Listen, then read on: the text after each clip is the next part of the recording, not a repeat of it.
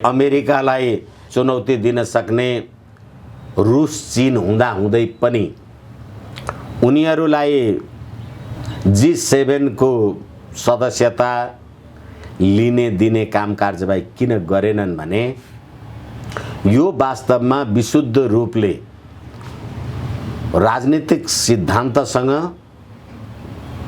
सर्वहाराको अधिनायकवादमा विश्वास राख्ने शक्ति र जर्ज वाशिंगटनले भने झैं democracy by the people for the people to the people भने झैं त्यो शक्तिहरूको बीचको ध्रुवीकरण नै हो। अहिले चीनले यी 7 वटा औद्योगिक र शक्ति राष्ट्रहरूको बैठकलाई लक्षित गरेर अथवा प्रश्नसँगै यो कुरा भन्नुमा अब तपाईहरुले आजभन्दा 10औं वर्ष 15 वर्ष अगाडि जुन रूपको विश्व आर्थिक औद्योगिक सामरिक र आधुनिक विकासको युगमा जसरी तपाई आफूलाई प्रजातन्त्रवादी भन्ने पुँजीवादी देशहरू हुनुहुन्थ्यो, हामी सर्वहाराको अधिनायकवादको सिद्धान्तमा आधारित रहेर पनि तपाईहरु जस्तो देशलाई हामी चुनौती गर्न सक्छौं भन्ने हो।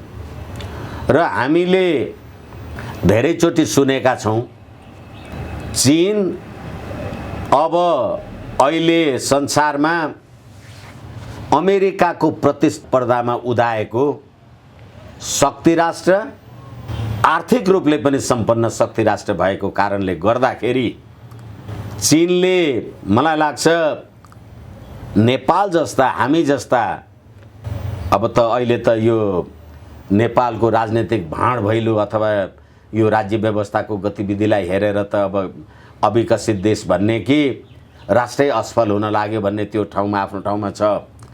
तर हामी जस्ता देशहरूको बारेमा चीनले सम्बोधन गरेर गरिब धनी साना ठुला सबै बराबरी छन् भनेर सम्प्रभुताको समानताको कुरा गरे हो। तपाई एउटा राष्ट्र भएर धनी हुनु होला, ठुलो हुनु होला, समृद्धशाली हुनु होला, ज्ञान बुद्धिले महान हुनु होला, क्षेत्रफलको हिसाबले सानो हुनु होला, अनि तर के हो भनेदेखि म सानो राष्ट्र भए म कहाँ कुनै उन्नति आर्थिक विकास अथवा जे होस् त्यो छैन भन्दैमा संयुक्त राष्ट्रसङ्घको सदस्यको हैसियतले संसारका सबै सम्प्रभु सम्पन्न राष्ट्रहरू समान छन्। यसकारणले गर्दाखेरि अहिले विश्व शक्तिको रूपमा उदीयमान भएको चीन, शक्ति राष्ट्रको रूपमा उदीयमान भएको चीन र सुरक्षा परिषदमा रहेका संसारका 5 वटा स्थायी कमिटीका सदस्यहरू मध्येको शक्ति राष्ट्र चीन। त्यसकारणले गर्दाखेरि यो चीनले आफूलाई प्रजातन्त्रको नाउँमा संसारमा सम्पत्तिको दोहनद्वारा तिनीहरूलाई नियन्त्रणमा राख्न सकिन्छ भन्ने जे अभिव्यक्ति G7 बाट आउने गरेको हो, त्यसलाई मलाई लाग्छ चीनले यो चुनौतीको भाषा बोल्या हो। चीनले त्यो प्रकारको भाषा बोल्दै गर्दाखेरि नेपालमा पनि पूर्व 5 जना प्रधानमन्त्रीहरूले नेपालमा विदेशी शक्तिको प्रभाव नहोस्, नेपालको परिवर्तनमा स्वदेशकै अथवा देशबाट नै निर्णय होस् भन्ने खालको उहाँहरूले भाषा बोल्नु भएको छ। हिजो छुट्टै पनि बाबुराम भट्टराईले नेपालमा अहिले जुन प्रकारको राजनीतिक घटनाक्रम देखिएको छ त्यसमा प्रधानमन्त्री केपी शर्मा ओली एउटा विदेशीको गोटी बनेर अझ उहाँले एउटा के शब्द प्रयोग गर्नुभएको छ भने अहिलेको राज्य सत्ता अहिलेको सरकार कहाँनेर फस्या छ भने BRI र IPS को भुमरीमा फस्या छ। यहाँबाट निस्किनु पर्छ, यसको प्रभावबाट निस्किनु पर्छ, होइन भने नेपालले वास्तवमा सही निकास पाउँदैन, परिवर्तन सही ढङ्गले हुँदैन भन्ने खालको जे भाषा बोल्नु भएको छ, यसको संकेत अर्थ के लाग्न सक्ला?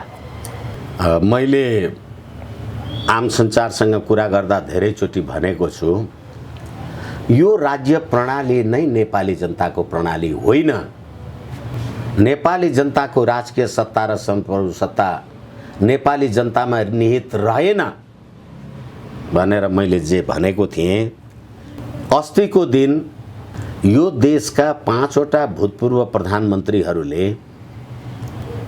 विदेशी चलखेलबाट सजग रहनुपर्ने भन्ने जुन अभिव्यक्ति दिनुभयो, यसरी देशका पटक पटक राज्य सत्ता आरोहण गरेका, राज्य सत्ता दोहन गरेका दुईटा कुरा मैले निवेदन गरिरहेको छु। तपाईहरू राज्य सत्ता आरोहण र दोहन गर्दा विदेशी चलखेल थियो कि थिएन? र म आक्रोशपूर्ण रूपमा सम्बोधन गर्ने अनुमति चाहन्छु। तपाईले देशभित्र विदेशी चलखेल नहोस् भनेर कसलाई थर्काउनु भएको? राज्य सत्ता चलाउने तपाईँ, दिल्लीमा गएर 12 बुँदे समझदारी गर्ने तपाईँ, संविधान सभाको गठनद्वारा वर्तमान संविधान ल्यायौँ भन्ने तपाईँ, उत्कृष्ट राज्य प्रणाली हो भन्ने तपाईँ र गणतन्त्र नेपाल घोषणा भएको यो 15 वर्ष र तपाईले यो संविधान ल्याएको 2072 असोज 3 गतेले 4 वर्ष पुग्दा नपुग्दा नेपालमा विदेशी हस्तक्षेप र चलखेल भयो भनेर 5वटा भूतपूर्व प्रधानमन्त्रीहरू हुनुहुन्छ भने तपाईहरू सत्तामा पुग्दा के गर्नुभएको थियो? तपाईहरूले बहुत ठुलो लोकतन्त्रका कुरा गर्नुहुन्छ। मैले निवेदन गरेको छु, मेरो एकदम आक्रोशित अभिव्यक्ति छ यसमा। नेपाली जनतालाई भन्नु पर्दैन कसको चलखेल भयो? तपाईले देख्नु भएको रहेछ नि, तपाईलाई थाहा रहेछ नि। तपाईँ नेपाली जनताको राजकीय सत्ता र सम्प्रभु सत्ता नेपाली जनताले मत हालेर तपाईँ मन्त्री, प्रधानमन्त्री र संसद सदस्य दलका ठुलठुला भएको मान्छे होइन। अस्ति विजय चौथाईवालाले यिनै बाबुराम भट्टराईको ट्विटलाई हेरेर अहिले पनि बाबुराम भट्टराई जेएनयूमा बसेर दाल भात खाएको सपना देखिरहेका छन् भनेर लेखे होइन। अहिले यी पात्रको नाम लिन लाज लाग्छ कि लाग्दैन? यी 5वटा पूर्व प्रधानमन्त्रीहरू, शेरबहादुर देउवाजी, तपाईँ युरोपियन अमेरिकन ज्वाइँलाई नागरिकता दिनुपर्छ भन्ने मान्छे होइन तपाईँ। तपाईँ आफ्नो डडेलधुरा निर्वाचन क्षेत्रबाट जुन हैसियतले निर्वाचन जितेर आउनुभयो होला, नेपाली जनताको सुख शान्ति र समृद्धिका कुरा गर्दा अहिले देशमा सरकारले निकालेको बजेट बमोजिम 6 खर्ब नेपाली जनताको नाउँमा विदेशी ऋण लिँदै हुनुहुन्छ तपाईँ। तपाईँ बुढा नीलकण्ठमा 15 रोपनीको जग्गामा त्यो महलका त्यो शान र शौकतका साथ कुन सम्पत्ति ल्याएर बस्नु भएको छ? जनता कति गरिब छन्।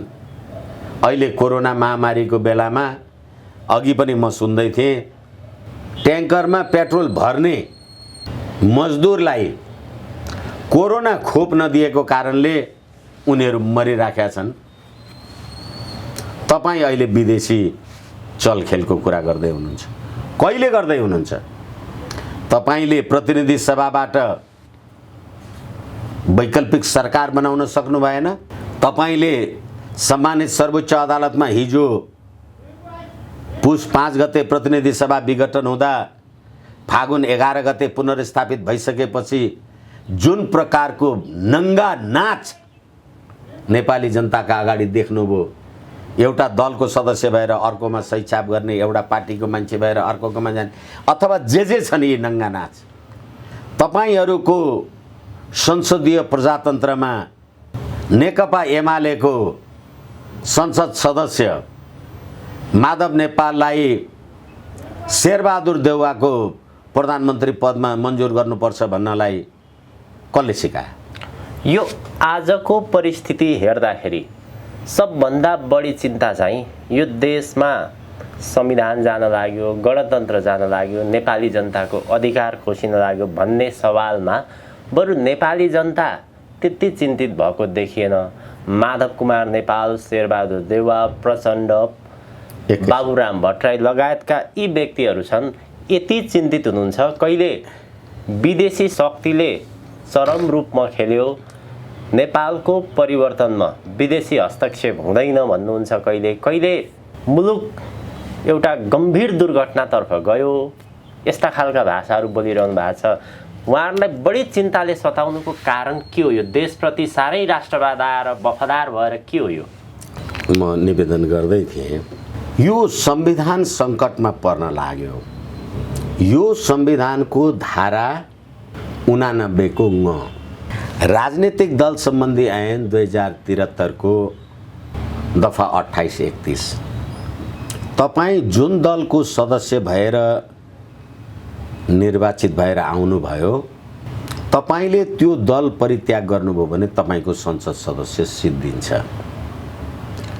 माधव नेपालजी, उपेन्द्र यादवजी जुन दलको चुनाव चिन्हबाट निर्वाचित भएर आउनुभयो, महन्त ठाकुर, राजेन्द्र महतोजी, तपाईहरू जुन दलको मान्छे हो, अनि अहिले तपाईहरूको जे गाई जात्रा हामी हेरिराखेका छौँ, यो संविधानलाई सङ्कटमा पार्ने काम नेपाली जनताले गर्यो। माधव नेपालजी केपी शर्मा ओलीको संसदीय दलको सदस्य भएर शेरबहादुर देउवाको कागजमा सही छाप गर्नुहुन्छ भने यो संविधानको अन्त्य शेरबहादुरजीले गरे होइन? यो संविधानको अन्त्य माधव नेपालजीले गरे होइन? यो संविधानको अन्त्य केपी शर्मा ओली, राजेन्द्र महतोले गरेको होइन।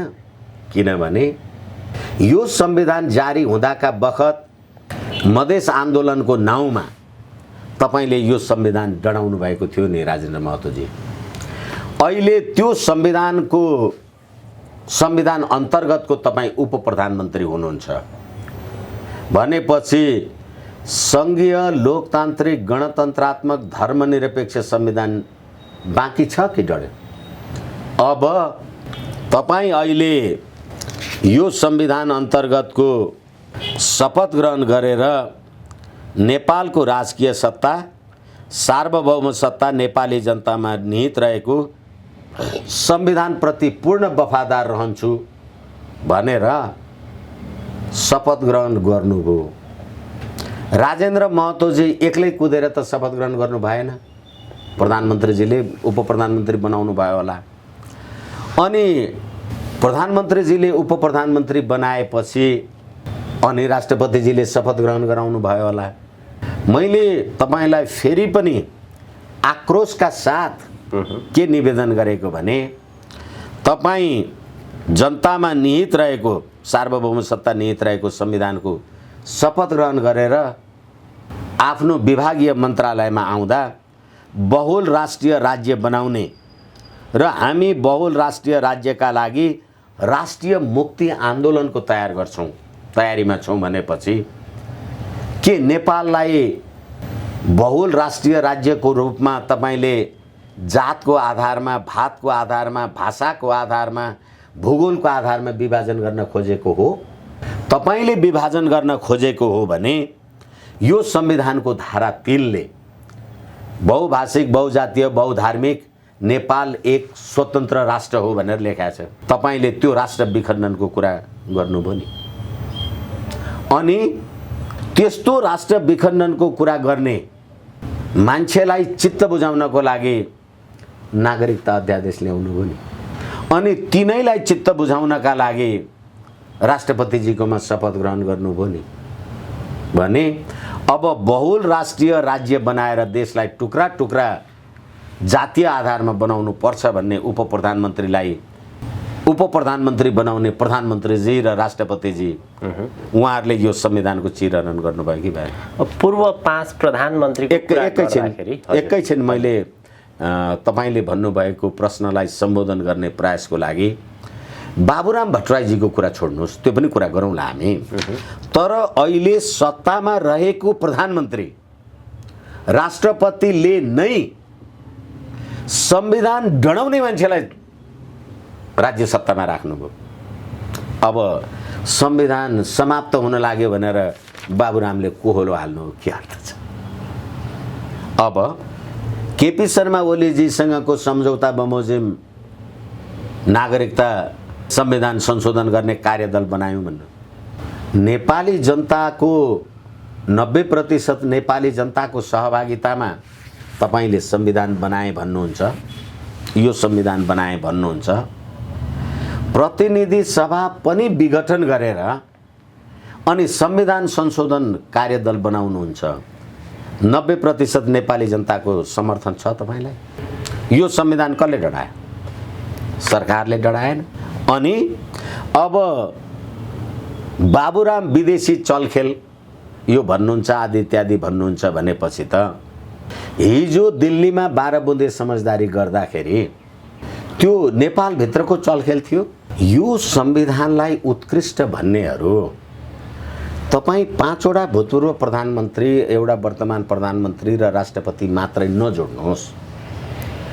यो संविधानका प्रणेता हुँ भन्ने यी सबै होइनन् भने यो संविधान अन्तर्गत यो प्रतिनिधि सभाले एउटा वैकल्पिक सरकार बनाउन सकेन, सत्य होइन।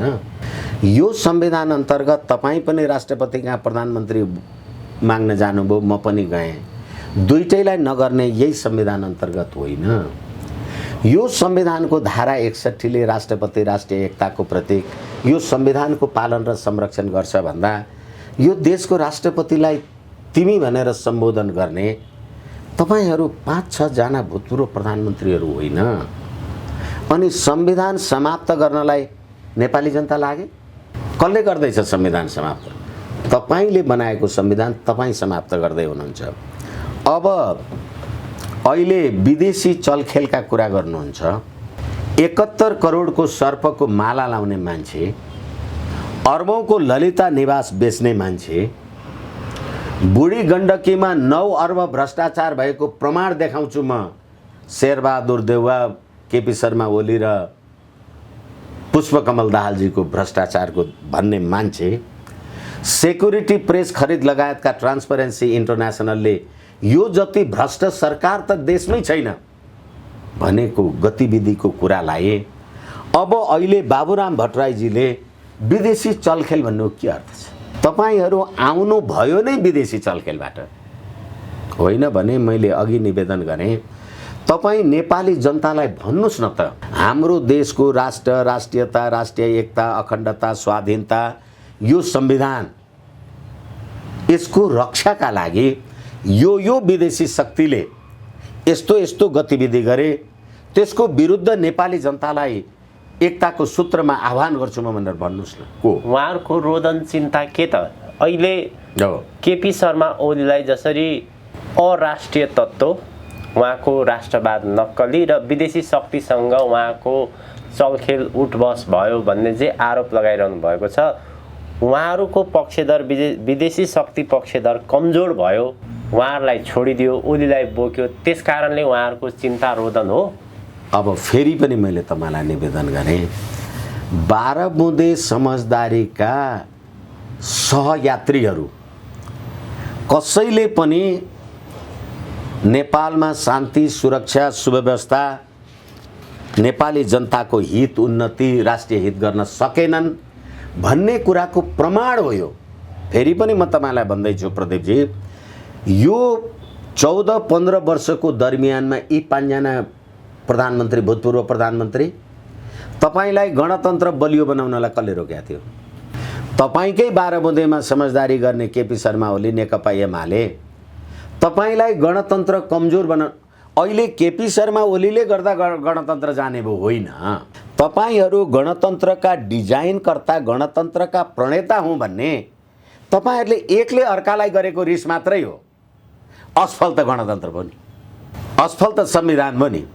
यो संविधान असफल हुँदा केपी शर्मा ओली मात्रै असफल हुन्छ? अब होइन, यो केपी शर्मा ओलीले त यो संविधान समाप्त गर्न लाग्यो भनेपछि यही केपी शर्मा ओली अहिले राजेन्द्र महतोजीहरूलाई हिजो संविधान जारी हुँदाका बखत 2072 सालको साउन भदौतिर मधेसवादी दलहरूले आन्दोलन गर्दा यिनै महन्त ठाकुर यिनै राजेन्द्र महतोले आन्दोलन गर्दा पारीबाट आउने जति सबैलाई महारानीको जन्मोत्सवमा चक्लेट बाँडे जस्तो नागरिकता बाँड्न सकिँदैन भन्ने र अहिले तिनैसँग लागेर मैले अघि तपाईँलाई भने प्रतिनिधि सभा पनि छैन, तपाईँले बनाएको संविधान मसौदा समिति 90% नेपाली जनताको सहभागितामा संविधान बनेको हो भन्ने हो भने यो संविधान संशोधन गर्न 90% नेपाली जनताले तपाईँलाई भनेका थिए। त्यसकारण समग्रमा तपाईहरू जसरी 5वटा भूतपूर्व प्रधानमन्त्री र एउटा वर्तमान प्रधानमन्त्रीलाई पृथक गर्न खोजिराख्नु भएको छ, म यी सबै 6वटा एउटै डालाका चल्लाहरू, कोही यताबाट निस्किने, कोही यताबाट निस्किने र कोही यताबाट निस्किने।